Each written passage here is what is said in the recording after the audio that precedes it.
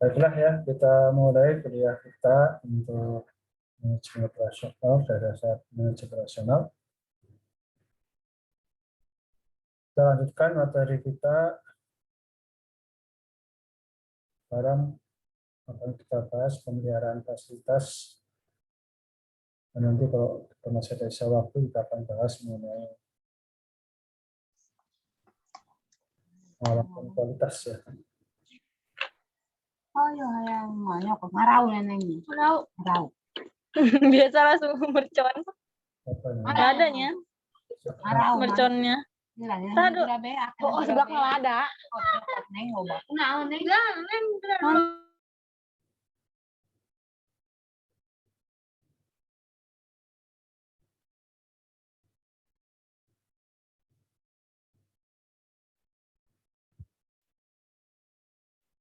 Tolong suaranya dijaga ya, soalnya ini kita rekam. Jadi tidak perlu jangan ngomong, kalau ngomong dalam rangka kuliah ya. Jadi speakernya di-mute saja kalau tidak diperlukan, supaya tidak bisa suara dari luar, supaya tidak bisa masuk.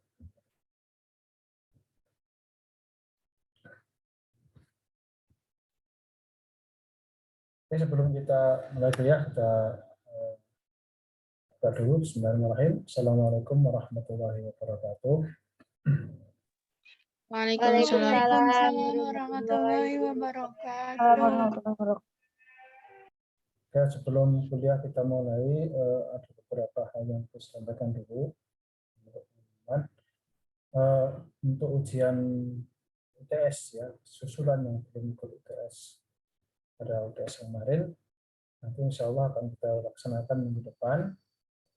Nanti kita akan umumkan jadwal tepatnya itu jam berapa dan hari apa di grup ya, grup.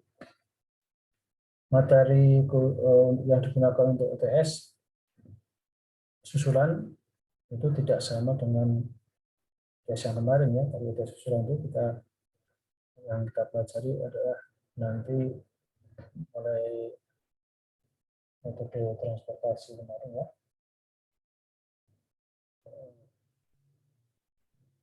layout dan seterusnya, sampai kemudian pemeliharaan fasilitas ini dan pengawasan kualitas yang hari ini ya. Sampai materi hari ini, nanti materi setelah UAS, UTS, dan sampai hari ini. Jadi soalnya akan berbeda dengan soal yang digunakan untuk UTS yang normal kemarin. Bagi yang nanti ingin remedial nilainya, nanti sekaligus juga akan kita umumkan nilai remedialnya, nilai UTS-nya. Nah, nanti yang nilainya belum 60 itu bisa ikut remedial. Yang sudah 60 tidak usah ikut remedial, karena nilai remedial itu hanya sampai 60 saja, ya, lulus ya. Itu yang bisa melakukan itu. Saudara boleh ikut remedial UTS, ini diselenggarakan atas inisiatif saya, tidak ada aturan dari kampus. Ini memberikan kesempatan bagi mahasiswa yang nilainya belum lulus dalam skala angka itu belum sampai 60 gitu ya. Karena 60 itu masih C. Lulus itu kan C, kalau D itu kan diminta untuk ulang ya. Jadi jangan berdiri rumah aja 60. Jadi yang sudah 60 ke atas nggak usah ikut susulan, karena nilai susulan itu hanya sampai 60 aja. Jadi itu yang UTS remedial ya. Yang ikut UTS remedial kalau UTS susulan nanti bisa sampai nilai B ya. Jadi nilainya bisa sampai 75 untuk yang susulan. Nah, nilai A itu maksimum itu hanya diberikan nanti kepada mahasiswa yang ikut UTS asli tapi nilainya paling bagus. Nanti kita akan lihat, kita umumkan itu ada nilai asli ya. Yang kita umumkan itu ada nilai asli, sedangkan nilai yang digunakan dalam perhitungan nilai akhir itu nilai yang sudah dikonversi ya. Nah, nanti tergantung dari nilai rata-ratanya dan tertinggi dan teratasnya, sehingga nilai itu bisa saja berubah nanti ya, menjadi lebih besar sesuai dengan penambahan rata-ratanya ya. Karena selalu ada yang dapat nilai tertinggi, yang namanya itu dapat nilai A ya. Nah, nanti kita untuk A sampai berapa itu nanti kita adakan revisi nilai secara keseluruhan setelah semua nilai UTS masuk, atau setelah nilai yang lain-lain dikasih masuk itu nanti ada revisi.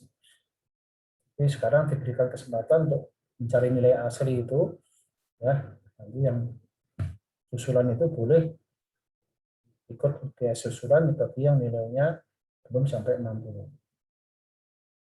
Maaf nilai ya, di sini untuk UTS remedial, sedang UTS yang susulan itu bagi yang belum pernah ikut UTS yang susulan ya. Kalau yang pernah ikut UTS nggak boleh ikut UTS susulan ya. Biasanya ikut UTS remedial. Nanti dilihat dari nilai aslinya. Nah, kita akan coba sekarang masuk ke, dan sekaligus nanti kalau ada tugas nanti kan diumumkan minggu depan, karena memang program kita ini sudah tidak salah rata-rata pertemuan kita itu sudah sampai pertemuan yang ke-12, sehingga tinggal 3 kali pertemuan, sehingga akhir Juni ini nanti mungkin kita sudah mulai berakhir perkuliahan, atau awal Juli pertama mungkin sudah selesai atau minggu kedua ya. Dan soal sudah saya buat sampai akhir Juni, nanti soal untuk UAS harus kita persiapkan. Jadi ini sudah harus persiapan untuk UAS, makanya kalian yang belum ikut UTS susulan segera ikut susulan, karena tidak ada lagi UTS susulan setelah itu. Saya tidak akan menyelenggarakan UTS susulan lagi setelah minggu depan itu ya. Nah, silahkan nanti disebarkan informasi ini kepada yang tidak bisa masuk Zoom untuk mendapatkan informasinya. Itu bukan salah saya karena sudah saya umumkan di Zoom dan nanti jadwalnya bisa di grup. Oke, itu informasi sementara mengenai masalah UTS dan tugas yang akan kita berikan, insya Allah nanti pada minggu depan ya. Jadwalnya kita akan share nanti sebelum ya. Mungkin saya ketemu Pak Wahyu itu nanti hari Sabtu untuk melihat jadwal yang bisa kita gunakan untuk jam-jam kosongnya untuk saudara langsung. Saya belum tahu ya, saya tahu kan hanya jadwal kita aja, sedangkan UTS susulan dan remedial itu nggak mungkin diselenggarakan pada saat kuliah ya, itu nanti pada saat di luar jadwal kuliah kita ya, supaya tidak mengganggu kuliah kita. Jangan sampai nanti ada UTS susulan dan remedial sementara mereka yang nggak ikut, lalu mereka nggak ada kegiatan belajar ya, itu nggak adil. Jadi kegiatan belajar tetap ada, nanti ada jadwal UTS susulannya tersendiri. Itu harus koordinasi dulu dengan PAK. Jadi saya masih ketentukan ya Sabtu, nanti mungkin hari Minggu kita umumkan jadwal UTS susulan dan atau UTS remedial. Oke, itu kita masuk sekarang ke perkuliahan. Kalau ada pertanyaan dan masalah yang perlu disampaikan, nanti silakan langsung interupsi saja. Tapi interupsi yang tertib ya, jangan sampai nanti asal ngomong, karena ini kita rekam, nanti kita upload di YouTube, jadi jangan sampai nanti ada suara-suara yang tidak enak tidak didengar.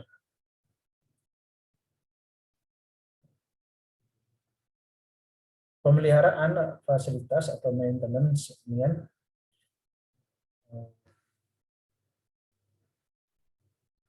Kalau kita lihat kondisi di Indonesia pada umumnya ya, memang kalau kita lihat fasilitas umum yang kita miliki, kondisi-kondisi bangunan, kondisi tempat-tempat rekreasi dan sebagainya di Indonesia ini memang dan kita ingin serta macam-macamnya ya. Memang pemeliharaan ini kadang-kadang terasa kurang ya. Ya banyak fasilitas itu yang tidak terpelihara. Apakah kemudian di fasilitas bisnis juga akan terjadi seperti itu? Kalau itu merupakan budaya ya bisa saja juga terjadi ya. Nah, oleh karena itu mungkin kalau kita ingin menjadi pengusaha yang berhasil ya harus keluar dari budaya menyepelekan maintenance ya. Nah, maintenance itu sebenarnya sangat penting ya, bagi perusahaan atau bagi institusi yang terjun dalam dunia bisnis. Karena dunia bisnis ini biasanya tidak memiliki toleransi, kecuali toleransinya itu nanti pasti dalam bentuk denda ya, dan beban biaya yang nambah. Ya, jadi betul mungkin sudah menunda, tapi nanti akan dapat denda atau tambah biaya dan sebagainya. Seperti itu biasanya terjadi. Karena hitungan bisnis itu kan time is money ya, waktu itu adalah uang. Jadi kalau gara-gara fasilitasnya rusak, kemudian terjadi keterlambatan dalam pemenuhan permintaan atau barang atau jasa, maka orang yang mendapatkan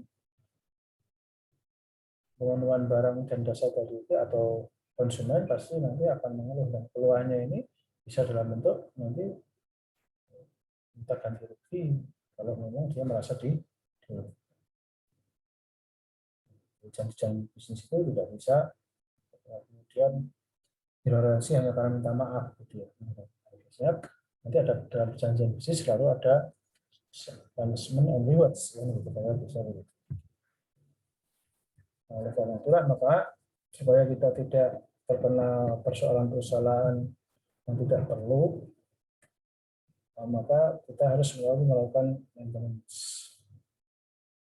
pemeliharaan itu dengan baik. Dan pemeliharaan ini sebetulnya bukan hanya sekedar supaya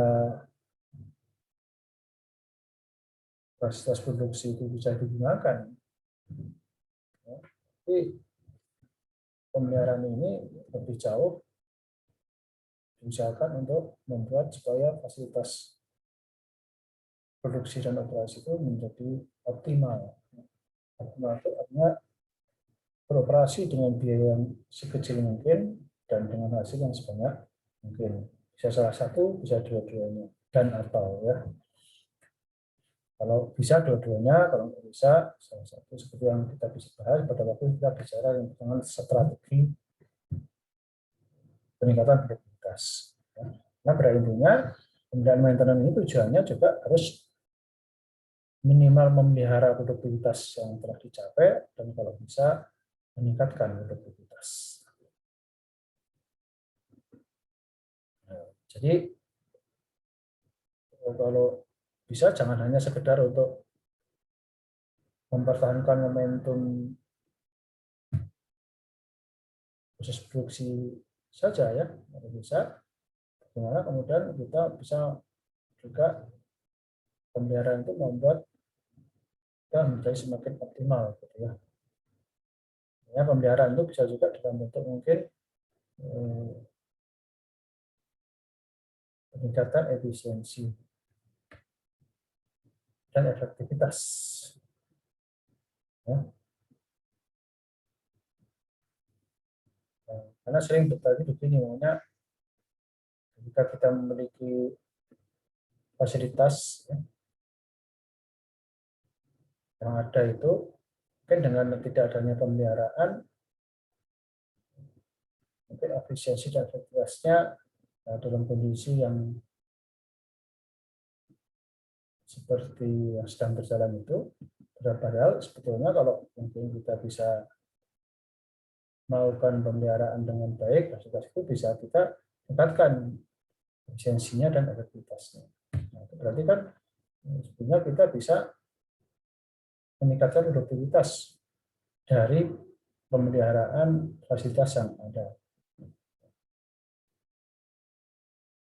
Kira seperti itu.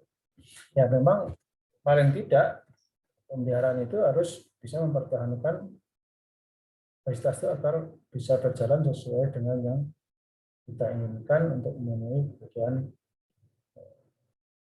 konsumen ya atau customer ujungnya itu kan seperti itu. Oke, itu mengenai kebijakan yang kita lakukan untuk apa kemudian maintenance itu dilakukan ya. Alasannya dan tujuannya seperti itu. Nah, kemudian pendekatan-pendekatan yang dilakukan nanti metode atau teknik pendekatan atau metode yang digunakan dalam pelaksanaan pemeliharaan itu secara garis besar mungkin bisa dikelompokkan menjadi dua sebetulnya ya, karena yang tiga itu kombinasi ya, yaitu preventif dan kuratif ya, pencegahan dan perbaikan kerusakan atau yang sering disebut sebagai korektif ya. Perbaikan itu disebut korektif. Preventif itu mencegah supaya tidak rusak ya, supaya terus bisa jalan dengan baik. Sedangkan kuratif itu adalah ketika fasilitas itu rusak, itu harus diperbaiki ya, supaya bisa pulih lagi. Jadi saja dua hal ini akan sangat berbeda akibatnya. Jadi kalau preventif itu mencegah supaya tidak terjadi kerusakan sehingga fasilitas itu akan terus berjalan dengan baik.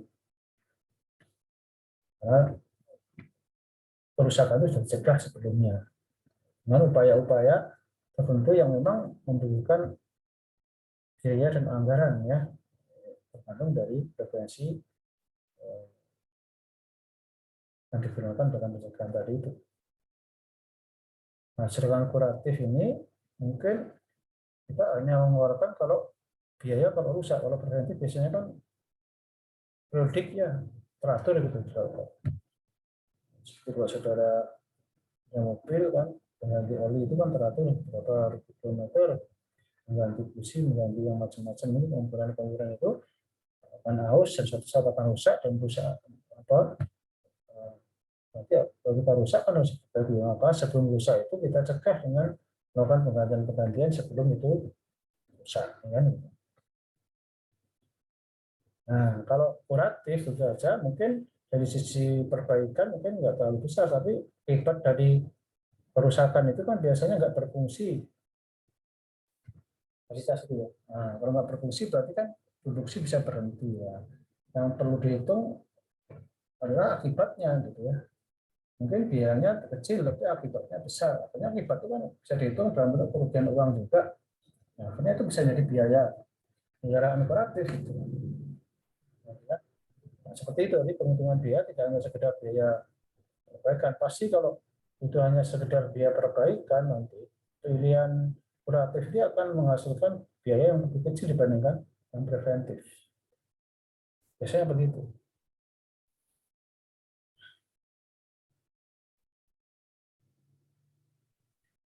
Kenapa ya? Dalam bisnis itu biasanya segala suatu fasilitas itu disediakan optimal ya, tidak berlebihan. Kalau secara pribadi, mungkin untuk kebutuhan pribadi, orang boleh saja mungkin mobilnya satu rusak, masih ada mobil yang kedua. Ya, tanpa hitungan bisnis. Kalau dalam hitungan bisnis, mobil yang kedua itu cadangan, itu berarti kan ada biaya tambahan untuk menghasilkan membeli mobil yang kedua. Itu artinya kalau kita punya cadangan, itu berarti ya kita harus membeli dengan biaya lebih banyak lagi, 2 kali lipat. Berarti kan fasilitasnya itu, fasilitas satu, hitungan biayanya dari 2. Kalau kita harus seperti itu. Rusak ya kita pakai cadangannya saja kan. Nah, itu boleh saja seperti itu juga ya. Tapi perlu diperhatikan bahwa dengan cara seperti itu biayanya akan lebih besar juga dalam apa? Dalam pembelian fasilitasnya gitu. Atau biaya investasinya. Nah, maka nanti akan dipertimbangkan hal yang seperti itu. Nah, dalam biaya kuratif itu akan dihitung. Kalau dia menggunakan cadangan karena dia tidak melakukan pemeliharaan preventif, jadi dihitung juga itu biaya cadangannya dalam pemeliharaan juga. Nah, jadi seperti itu untuk membandingkan supaya fair gitu ya ketika kita membahas masalah preventif. Nah, kalau mungkin memungkinkan perusahaan bisa juga menggunakan dua-duanya sekaligus ya, untuk fasilitas yang berbeda mungkin gitu ya. Kalau ada banyak fasilitas, fasilitas itu memang nggak bisa dipelihara, dilakukan pemeliharaan mungkin ya, karena dilakukan pemeliharaan biayanya itu terlalu mahal gitu ya. Ada mungkin fasilitas seperti itu. Ya. Sehingga ya memang ditunggu rusaknya saja gitu ya. Tunggu rusaknya baru nanti kalau rusak lalu diganti dan diperbaiki. Kalau memang atau dari sisi biaya justru preventif itu jauh lebih mahal daripada yang kuratif. Nah, sehingga nanti ada fasilitas yang digunakan secara peliharaannya baik preventif, ada alat yang digunakan untuk secara kuratif. Tapi menggunakan dua strategi sekaligus atau dua metode sekaligus. Itu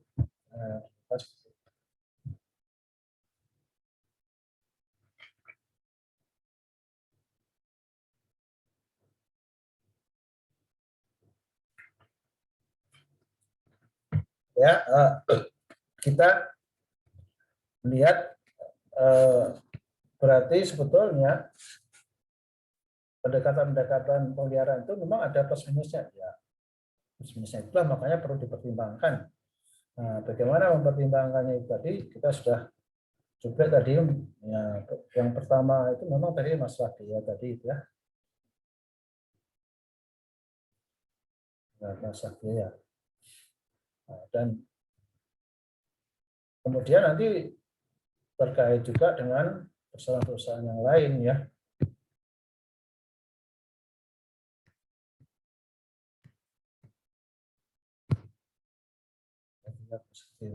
Nah, memang kalau kita perhatikan dari sisi yang umum gitu ya, maksudnya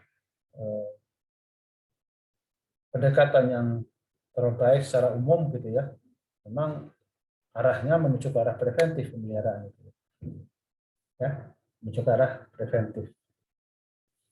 Tapi perlu kita perhatikan bahwa walaupun kita sudah mengarahkan kepada usaha pemeliharaan secara preventif, bukan berarti kita bisa menghindari 100% kerusakan itu yang terjadi pada fasilitas. Jadi sekian persen itu pasti akan muncul kerusakan itu. Sehebat apapun kita melakukan pemeliharaan. Karena itu tadi kadang-kadang apapun kita mencoba memperhitungkan semuanya, prediksi semuanya, tapi ada hal-hal yang kadang-kadang di luar prediksi kita. Jadi, kerusakan yang terjadi karena bencana alam yang mungkin lama ini belum pernah terjadi dalam sejarah di tempat kita itu. Ya terjadi juga. Seperti itu kan pasti tidak tercover ya itu dalam prediksi kita. Nah, seperti itu. Nah, itu mungkin kadang-kadang terjadi juga lalu kerusakan terhadap fasilitas karena bencana alam. Sehingga pasti ada biaya itu. Ya. Jadi yang perlu kita perhatikan itu adalah sekarang mainstreamnya apa? Pendekatan itu. Nah, di pendekatan yang paling baik itu mainstreamnya adalah pemeliharaan. Dan kerusakan itu nanti kita akan melakukan prediksi sebisa mungkin, lalu kita perkirakan berapa dan itu menjadi risiko ya.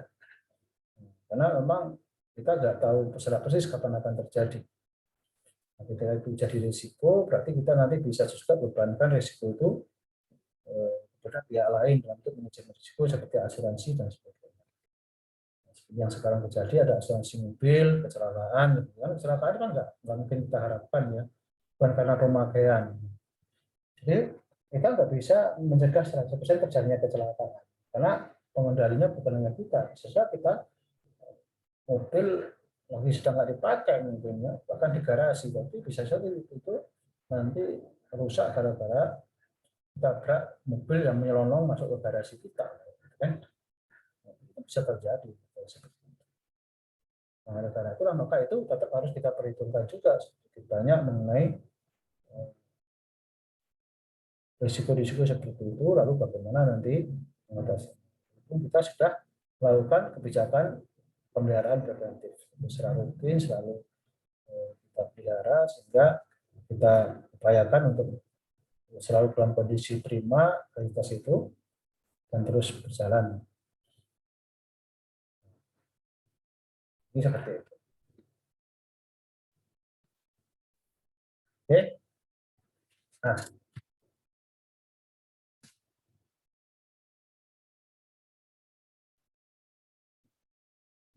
kalau kita berbicara masalah pemeliharaan preventif seperti yang saya jelaskan tadi, biasanya pemeliharaan itu dilakukan secara rutin.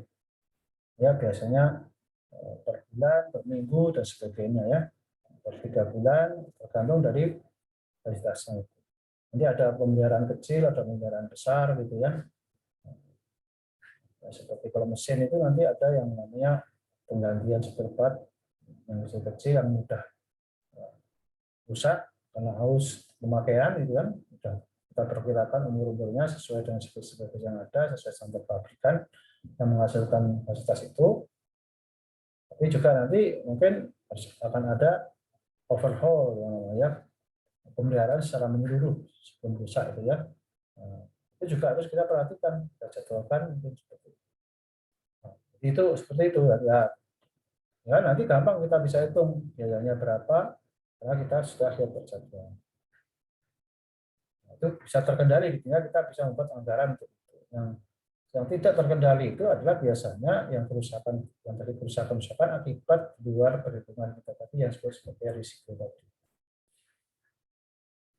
Nah, itu makanya untuk hal yang seperti itu ya kalau kita mampu mungkin bisa mempunyai pengalaman yang baik dan punya tenaga ahli untuk manajemen risikonya bisa kita lakukan sendiri, kita tanggung, kita sediakan biaya untuk mengendalikan risiko. Tapi kalau enggak ya bisa kita minta orang lain untuk menanggung risiko dengan masuk asuransi dan sebagainya.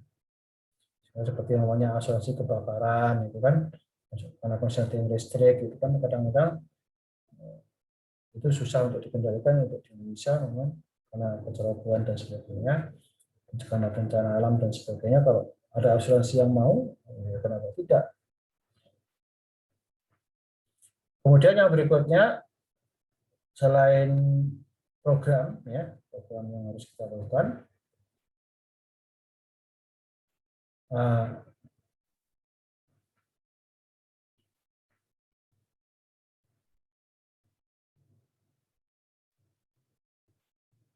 ketika kita akan melakukan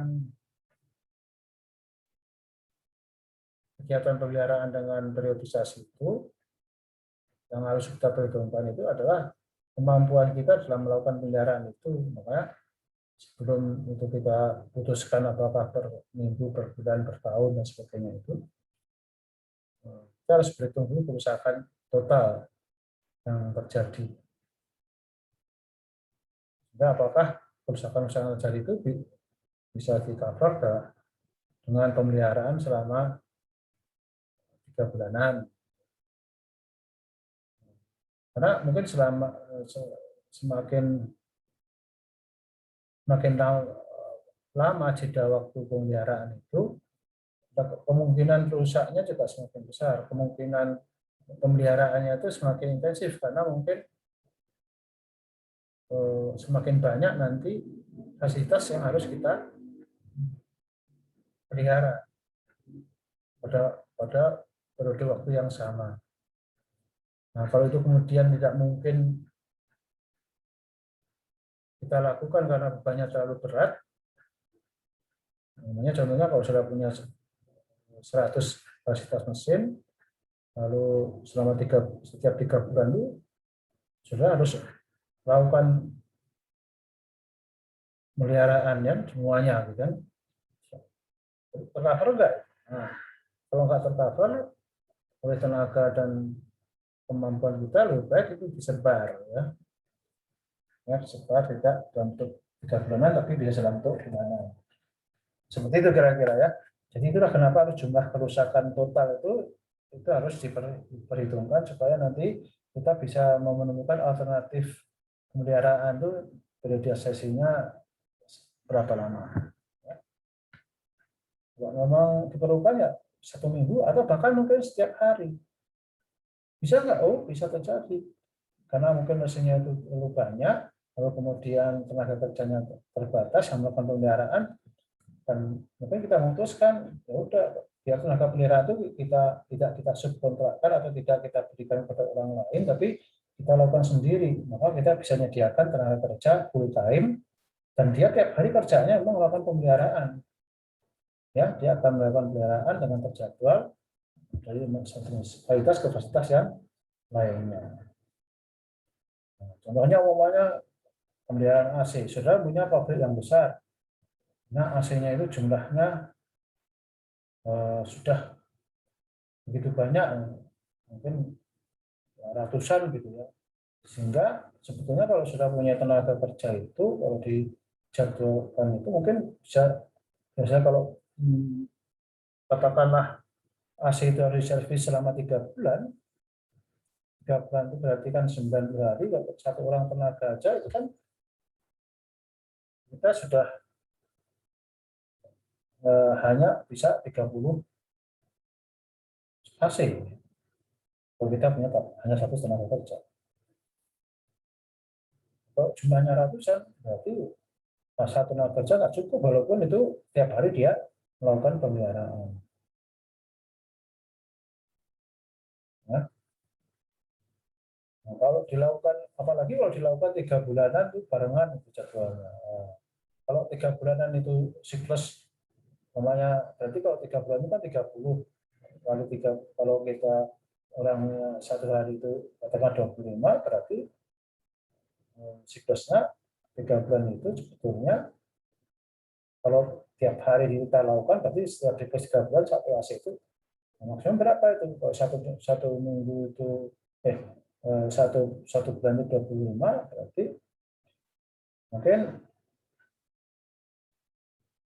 mungkin dilakukan setiap, untuk 100 saja nggak mungkin dilakukan setiap 3 bulan. Nah, berarti dalam waktu